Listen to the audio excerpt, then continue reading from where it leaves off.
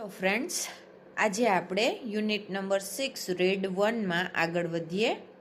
વાત છે ફ્લેમ્બો અને વેલેન્ટિન નામના જાસૂસ વચ્ચેની, જેમાં ફાધર બ્રાઉન છે કે જે એકદમ ઠીંગણા એવા પ્રિસ્ટ બન્યા હોય છે, એ કેવી રીતે ફ્લેમ્બોને પકડાવે છે, કેવી રીતે એક પછી એક એના માટેના હિન્ટ મૂકે છે કે જેના દ્વારા પોલીસ અને વેલેન્ટિનને ખબર પડે છે કે ફ્લેમ્બો અને ફાધર બ્રાઉન છે એ કઈ દિશામાં આગળ વધેલા છે. ફ્લેમ્બો છે એ ફાધર બ્રાઉનને કહે છે કે મને બધી જ ખબર છે, હવે તું મને એ બ્લુ ક્રોસ છે એ આપી દે, કિંમતી છે એ આપી દે, તારી પાસે જે પાર્સલમાં છે એ તું મને હેન્ડઓવર કરી દે. એટલે ફાધર બ્રાઉન ના પાડે છે. એટલે ફ્લેમ્બો શું કહે છે કે તું મને નહીં આપે તો હું તારા ટુકડા કરી નાખીશ. એટલે ફાધર બ્રાઉન એમ કહે છે કે બે વાત છે, એક કે મારી પાસે એ ખરેખર અહીંયા છે જ નહીં, એ પાર્સલ તો મેં જે સેફ જગ્યા છે ત્યાં પહોંચાડી દીધું છે, અને બીજું આપણે અહીંયા એકલા નથી. એટલે આ વાત સાંભળી અને ફ્લેમ્બો છે એ વાત કરવાની એકદમ બંધ કરી દે છે. ત્યાં આપણે પહોંચ્યા હતા. ફ્લેમ્બો સ્ટોપ્ડ ઇમિડિયેટલી, તરત જ ફ્લેમ્બો છે એ બોલવાનું સ્ટોપ કરે છે, બંધ કરે છે. Behind that tree said Father Brown pointing, એક ઝાડ તરફ આંગળી ચીંધતા, પોઇન્ટિંગ એટલે આંગળી ચીંધતા એ વાત કરે છે કે તે ઝાડની પાછળ આર 2 સ્ટ્રોંગ પોલીસમેન, એની પાછળ બે એકદમ ખડતલ પોલીસવાળા છે. And the greatest detective alive, alive એટલે ત્યાં હાજરા હજુર છે, એકદમ જાણીતો જાસૂસ છે એ પણ ત્યાં મોજૂદ છે, અને અલાઇવ એટલે ત્યાં હાજર છે. How did they come here do you ask, હવે તને પ્રશ્ન થશે કે કેમ અહીંયા આવ્યા, કેવી રીતે. આઈ બ્રોટ ધેમ ઓફકોર્સ, તો હું તને જવાબ આપી દઉં કે હું જેને લઈ આવ્યો છું. How did I do it, હવે તને બીજો પ્રશ્ન થશે કે મેં આ કેવી રીતે કર્યું, હું તો આખો દિવસ તારી સાથે જ હતો, આખા પ્રવાસમાં હું તારી સાથે જ હતો, તો હવે તને પ્રશ્ન થશે કે મેં આ કેમ કર્યું. Why, I will tell you if you like, તું જો તને ગમે સાંભળવું તો હું તને કહું. લોર્ડ બ્લેસ યુ, ભગવાન તારી રક્ષા કરે. We have to know 20 such things when we work among the criminal classes. ઈ પોતે એના પ્રોફેશનથી, એના ધંધાથી ફાધર હોય છે. ફાધર એટલે કે જે લોકો ચર્ચમાં નવું શીખડાવતા હોય, સારું જ્ઞાન દેતા હોય, એનો વ્યવસાય છે.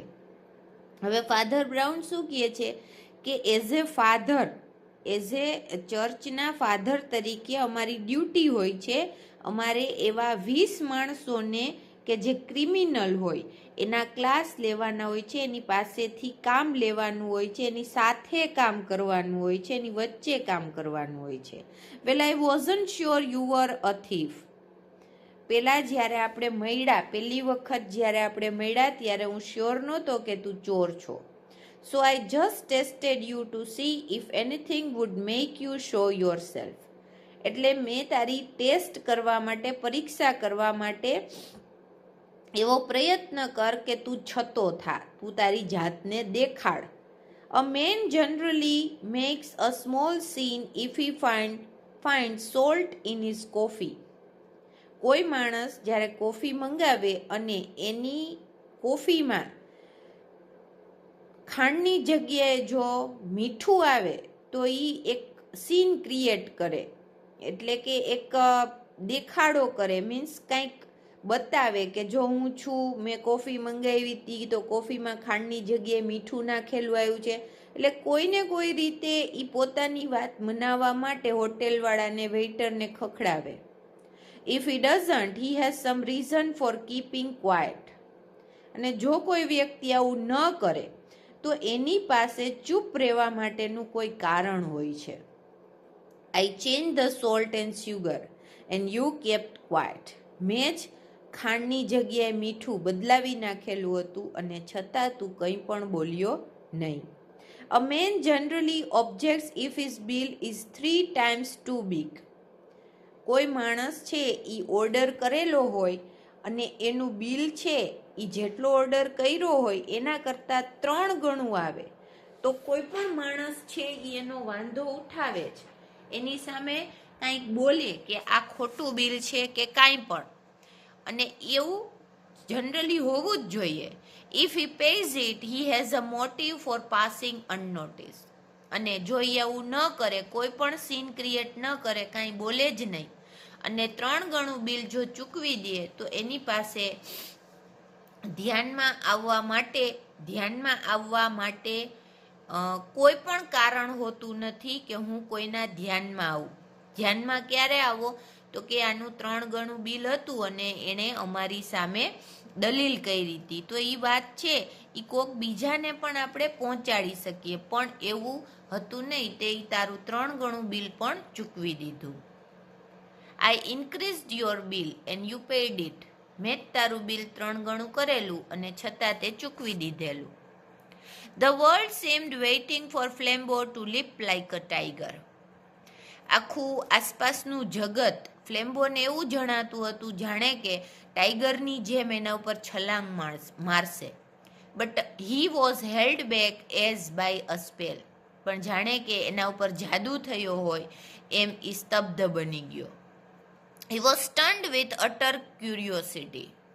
એને ખૂબ જ અતિશય, અટર એટલે અતિશય, ક્યુરિયોસિટી એટલે જિજ્ઞાસા થઈ અને એ જિજ્ઞાસાથી એમને એમ સ્તબ્ધ બની ગયો.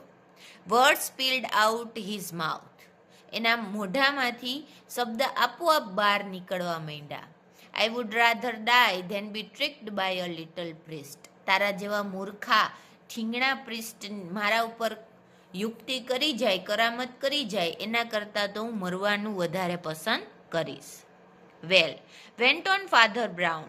ફાધર બ્રાઉન એની વાત સાંભળી અને આગળ વાત કરે છે, સારું. As you would not leave any tracks for the police, of course somebody had to. તે પોલીસ માટે કોઈ પણ નિશાનીઓ છે, કોઈ પણ હિન્ટ છે, કોઈ પણ એવી સંજ્ઞા છે એ મૂકી નહોતી કે લોકો તને ઓળખી શકે કે પોલીસ તારો ભેદ છે એ જાણી શકે. એટલા માટે કોઈકે તો આવું કરવું જ પડે કે આપણે ક્યાં રસ્તે ગયા છીએ. કાંઈક એવી વાત કે જે આખો દિવસ માણસો વાતો કરે અને જેને સાંભળી અને પોલીસ છે એના મગજમાં આખો સીન છે એ ક્રિએટ થાય, એવું મેં કર્યું. At every place we went to I did something that people would talk about for the rest of the day. આપણે જે જગ્યાએ ગયા ત્યાં મેં એવું કંઈક કર્યું કે બાકીનો આખો દિવસ છે એ લોકો એની ચર્ચા કરે. આઈ ડીડન્ટ ડુ મચ હાર્મ. જોકે મેં વધારે નુકસાન નથી કર્યું. અ સ્પ્લેશ્ડ વોલ. મેં જે રેસ્ટોરન્ટની વોલ હતી, દિવાલ હતી, એના ઉપર સૂપ ફેંકો. Split apples. જે સફરજનો હતા, જે ગોઠવેલા સફરજનો હતા એને સ્પ્લિટ એટલે પાળી નાખ્યા, વેરવિખેર કરી દીધા. A broken window. અને એક રેસ્ટોરન્ટની વિન્ડો હતી, બારી હતી, એને તોડી નાખી. But I saved the cross. પણ એવી રીતે મેં ક્રોસને બચાવ્યો. It is at Westminster's by now. હવે તો એ વેસ્ટ મિનિસ્ટર નામની જગ્યા છે ત્યાં પણ પહોંચી ગયો હશે. How do you know all this criminal tricks? Cried Flambeau. ફ્લેમ્બોને હજી મગજમાં આવતું નથી કે આ સાધુ થઈને આને આવી બધી ક્રિમિનલ ટ્રિક્સ, જે ગુનેગારોની યુક્તિ હોય, પ્રયુક્તિ હોય, એ કેમ આવડે છે? The shadow of a smile crossed the round, simple face of his priestly opponent. જે સાવ સામાન્ય જેનો ફેસ હતો, પ્રિસ્ટલી ઓપોનન્ટ. ઓપોનન્ટ એટલે વિરોધી. જે ફ્લેમ્બો છે એ ફાધર બ્રાઉનનો વિરોધી કહેવાય. એની સામે પણ એને એક સરળ સ્માઇલ છે એ પોતાના મોઢા ઉપર આવવા દીધું. Oh by being a foolish priest I suppose he said. ઓ એવું મને એટલે ખબર પડી કે હું સાવ મૂર્ખો સાધુ છું. Don't you realise that a man who simply hears the real sins is like to be aware of all human evil. તને એટલું ખબર ન પડી કે માણસ કે જે આખો દિવસ કન્ફેશન સાંભળે છે, simply hears the confession.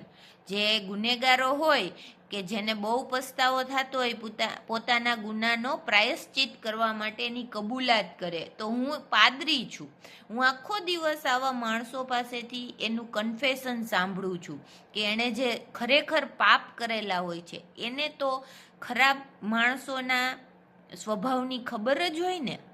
Also another part of my trade to made me sure you are not a priest. અને ઉપરાંત હું પાદરી છું એટલે મને એ પણ ખબર હતી કે મારો વ્યવસાય છે પાદરીનો, એટલે હું શ્યોર થઈ ગયો કે તું તો પાદરી નથી જ, તું તો સાધુ નથી જ. What ask the stunt thief. હવે એને આંચકો લાગ્યો કે શું તમને ખબર જ હતી? You attacked reason, said Father Brown. It's a bad theology. તું હંમેશા તર્ક ઉપર વધારે આધાર રાખતો હતો, અહીંયા હુમલો કરતો હતો એમ ન થાય. તર્ક ઉપર આપણે હુમલો ન કરી શકીએ, પણ તું બહુ વધારે પડતો વિચાર કરતો હતો, એના ઉપર આધાર રાખતો હતો. અને એ તારી બહુ ખરાબ એવી થિયોલોજી છે, તારી જે પદ્ધતિ છે. થિયોલોજી એટલે પદ્ધતિ, શાસ્ત્ર. તારું આ પ્રમાણેનું જે શાસ્ત્ર છે એ ખૂબ ખરાબ કહેવાય. And as he turned away to collect his things, the three policemen came out from under the trees. જ્યારે એ પોતાની વસ્તુ કલેક્ટ કરવા માટે, ભેગી કરવા માટે ટર્ન્ડ અવે થયા, પાછા ફર્યા, ત્યારે પાછળ વૃક્ષની પાછળથી 3 પોલીસવાળા છે એ બહાર આવ્યા. Flambeau was an artist and a sportsman. Flambeau ચોર હતો પણ સાથે સાથે આર્ટિસ્ટ, કલાકારે હતો, અને સ્પોર્ટ્સમેન, ખેલાડી હતો. He stepped back and grandly bowed down to Valentine. એ થોડોક એક કદમ છે એ પાછળ ગયો અને એકદમ ભવ્ય રીતે એ વેલેન્ટિન જે જાસૂસ હતો એની સામે બોવડ ડાઉન એટલે ઝૂકો. Do not bow to me, my man, said Valentine with silver clearness. એણે શું કીધું? એકદમ સ્પષ્ટ રીતે, સ્પષ્ટ અવાજ સાથે એણે કીધું કે મારી સામે ઝૂકમાં. Let us both bow to our master. આપણે તો ખરેખર આપણા જે માસ્ટર છે, જે ખરેખર આ કેસ સોલ્વ કરવા માટે આવેલા છે, એવા ફાધર બ્રાઉનની સામે નમવું જોઈએ. આટલું રાખીએ છીએ. યુનિટ 6 રીડ 1 છે એ અહીંયા કમ્પ્લીટ થઈ ગયો છે.